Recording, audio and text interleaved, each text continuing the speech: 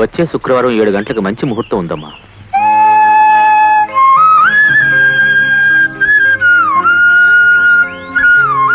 కూర్చోండి. ఏంటి చేతిలో శుభలేఖల్లో ఉన్నాయి? ఏమిటమ్మా, నా ఆశీర్వాదం ఫలించినట్టుంది. అవునండి, వచ్చే శుక్రవారం 7ంటికి నా పెళ్లి. మీరు తప్పక రావాలి. 7 గంటలకా? అదే సమయానికి ఇక్కడ.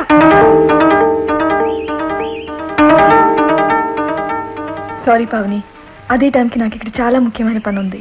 ఏమిటి, మీ పెళ్ళా? పెళ్ళే, కానీ నాది కాదు, చాలా కావాల్సిన వాళ్ళది. అదే టైంకి మీరు బిజీ, నేను busy. So let us wish us both best of luck.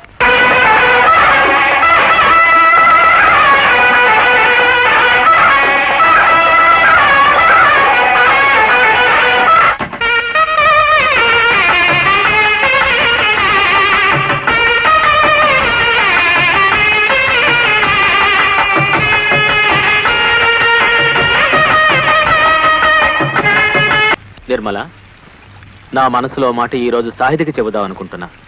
నీకే అభ్యంతరం లేదుగా? అవును నిర్మల, ఇది దేవుడి ఆజ్ఞ. నేను ఇంట్లో అడుగు పెడుతున్నప్పుడే ఇక్కడ వారితో బంధుత్వం ఏర్పడుతుందని దేవుడు నాకు దివ్య వెలుగు రూపంలో చెప్పాడు. దైవ నిర్ణయం కాదనగలవా నిర్మల? ఆహా, అంత సాహస్వా స్వామి, మీరు చెప్పినట్టే కానివ్వండి. సాహితి, నేనిప్పుడు అడగబోయేది నీకేమాత్రం ఇష్టం లేకపోయినా నిర్మోహమాటంగా చెప్పు. ఈ విషయం ఇక్కడే మర్చిపోదాం. నేను దుర్మార్గుణ్ణని మాత్రం అనుకోవద్దు.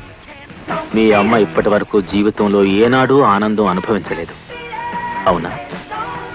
మీ అమ్మ పోగొట్టుకున్న దానికి ఇవ్వమని దేవుడు నాతో చెప్పాడు. సాహితి, నీ అంగీకారంతో మీ అమ్మను పెళ్లి చేసుకోవాలనుకుంటున్నాను.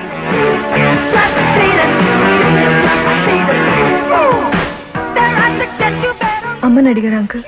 నా మాట మీ అమ్మ ఎప్పుడూ కాదనదమ్మా. కానీ ఇది మా ఇద్దరికి సంబంధించిన విషయమే కాదు సాహితి. వయసు వచ్చిన పిల్లవి, దీనికి ముందు నీ అంగీకారం కావాలి. నీకిష్టం లేకపోతే ఈ విషయం ఇక్కడే వదిలేద్దాం. ఇష్టం లేకపోవడమా? నాకెంతో ఆనందంగా ఉంది అంకుల్. నాకు ఊహ తెలిసినప్పటి నుంచి అమ్మ పొట్టు చెరుకుని ఇంట్లో తిరుగుతుంటే నాకెంతో బాధగా ఉండేది. ప్రపంచం ఏమనుకున్నా సరే ఈ పెళ్లి నేనే నా చేతి మీద జరిపిస్తాను. అమ్మ నలుగురిలో పసుపు కుంకాలతో తిరుగుతుందంటే అంతకన్నా నాకు కావాల్సిన ఇంకేముంది అంకుల్? సాహితి, ఇప్పుడు నేను నీకో విషయం చెప్తా. నీకో విషయం చెప్పాలి. నాకిద్దరు పిల్లలున్నారన్న సంగతి నీకు తెలుసు. దైవ చింతనలో పూర్తిగా మునిగి ఉన్న నన్ను నా భార్య ఎప్పుడో వదిలేసింది. నేను ఈ పెళ్లి చేసుకున్నానని తెలిస్తే నా మీద కసితో ఆమె మన మీద దావా వేయొచ్చు. ఆవిడ నుంచి చట్టబద్ధమైన విడాకులు పొందే వరకు మనం ఈ విషయం రహస్యంగా ఉంచాలి. అన్నీ తెలిసిన వారు మీకు నేనేం చెప్పగలను అంకుల్? మంచి ముహూర్తం చూసి మన ఇంట్లోనే ఏర్పాటు చేద్దాం. మా వివాహానికి నువ్వే సాక్షివి.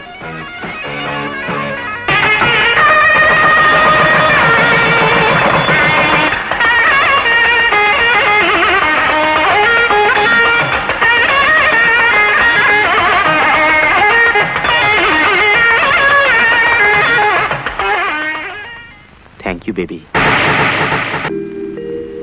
ఊరి నుంచి మీ మేనమామ గారు వచ్చారమ్మా. అమ్మ లేచిందా? ఇంకా లేవలేదమ్మా.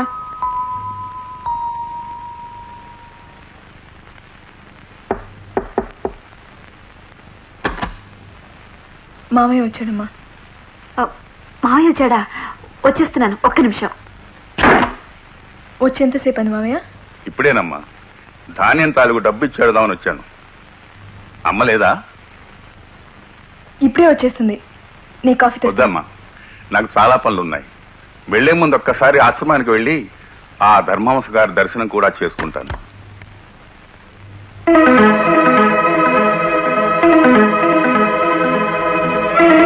ఇంట్లో అంతా బాగున్నారా అన్నయ్య? బాగున్నారమ్మా. ఇదిగో పొలం తాలూకు డబ్బు ₹1,00,000.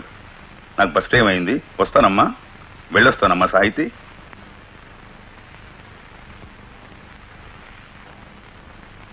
ఏంటమ్మా ఇదంతా? నీ పొట్టు చీర. నేనే వద్దన్నానమ్మా. మొదటి భార్య నుంచి విడాకులు తీసుకోకుండా మరో వివాహం చేసుకోవడం నేరం. ఆ నేరానికి నీ తల్లి బొట్టు సాక్ష్యం. నేను నా భార్య నుండి విడాకులు పొందే వరకు మీ అమ్మకు వైధవ్యం తప్పదమ్మా. ఇదంతా నేను నీకు ముందే చెప్పానుగా.